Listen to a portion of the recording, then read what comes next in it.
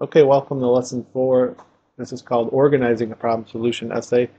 And again, unlike, say, a personal narrative essay, this is a particular challenge when it comes to this sort of essay.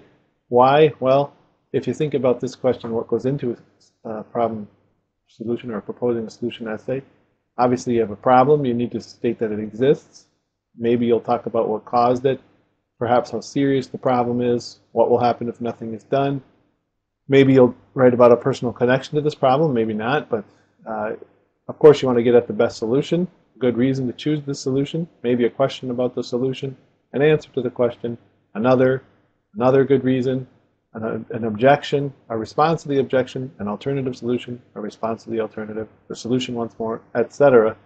And that's a lot of stuff to fit in an essay, and you have to think about what order do I want all that to go? Do I want to do a personal connection to this problem in the very first paragraph? Do I want to bring that in later?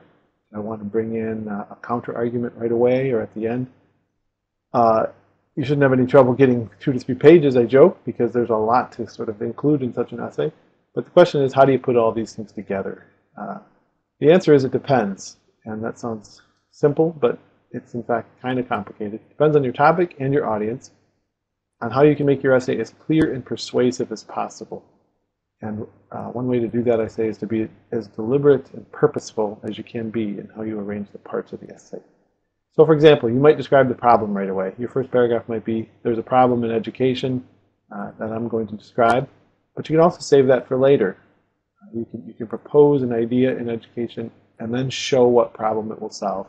You might describe a solution right away, or you might build up to it, describing alternative solutions first. Here's a problem, one solution, no, another solution, no, another solution, no, not really, but my solution is such and such.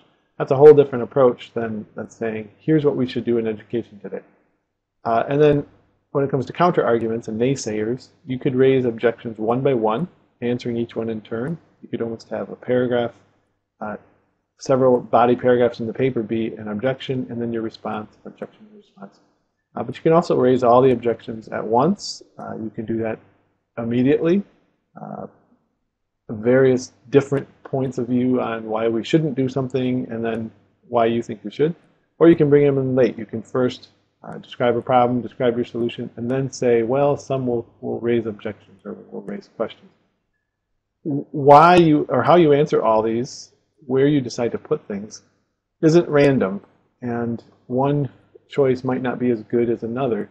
You need to think about what works best. What's going to work best? And the reason for that is because with all these things, you might find that what works best is to make a personal connection right away to it. Or you might find what works best is to talk about how serious a problem is today. Or start positive and then get to the negative, that sort of thing. It all depends on the topic you're doing. So volunteerism, I might the focus might not be that there's a real problem that I want to solve, but I have an idea. So I'll start with this, or I'll start with a personal connection to volunteerism. Boredom in school, maybe I'll start with the problem and then say, here's what we need to do. What I want you to do now is to, in your notes, is to brainstorm some different ways you might organize or outline your essay. Now, if you're the type of writer who likes to make a clear and complete outline before you write, do that. You can certainly use this as an occasion to say, okay, I'm about to write a draft of this essay. Let me make an outline. For some, that works great. For me, I've had teachers ask me to do it before many, many times, and I don't think I've ever written a successful, complete outline before I wrote a paper. It just doesn't work for me. Maybe you're more like me and can't always make such an outline.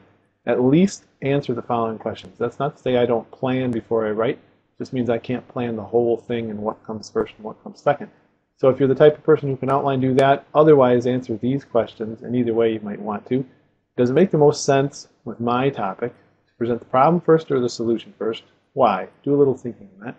Second, what order makes the most sense for your major points and subpoints? Does it make the most sense to start with your sort of least bold point and build to your boldest, or your most sweeping point first and build to the finer points? And then third, does it make the most sense to bring up counter arguments early on, or one at a time, or near the end?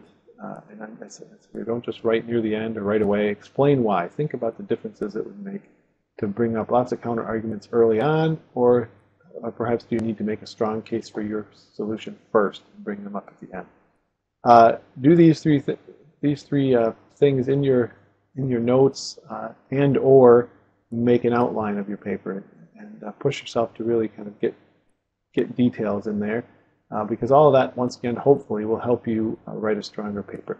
That's it for the lessons. Go back to your notes, finish them up, and then the next thing in the assignments list asks you to post your notes to Blackboard.